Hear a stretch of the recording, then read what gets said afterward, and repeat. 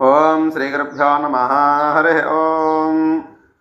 శుక్లాంబరధరం విష్ణుం శశివర్ణం చతుర్భుజం ప్రసన్నవదనం ధ్యాయేత్ సర్వవిఘ్నోపశాంతయే.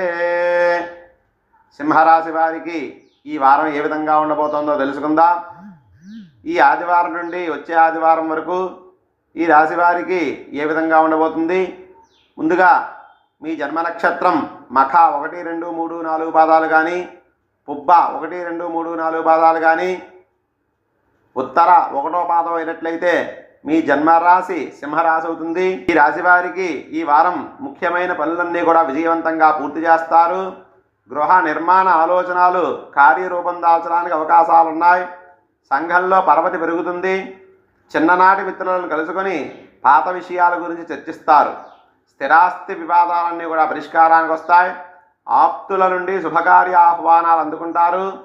నూతన వాహనం కొనుగోలు చేయడానికి ప్రయత్నాలు చేస్తారు. వ్యాపారాలు లాభసాటిగా సాగుతాయి. ఉద్యోగాల్లో దీర్ఘకాలిక సమస్యలన్నీ కూడా తొలగిపోయి స్థిరత్వాన్ని పొందుతారు. రాజకీయ వర్గాలకు ఊహించని ఆహ్వానాలు అందుకుంటారు. వారం మధ్యలో స్వల్ప ధన వ్యయం సూచనలు ఉన్నాయి. బంధుమిత్రుల వల్ల ఊహించని సమస్యలు చికాకులు రావడానికి కూడా చాలా వరకు అవకాశాలు కనబడుతున్నాయి. కాబట్టి ఈ రాశివారు ఇంకా వీరికి బాగుండాలి అనుకుంటే సూర్య కవచం పారాయణం చేయడం వల్ల కొంతవరకు శుభ ఫలితాలను పొందుతారు. స్వస్తి.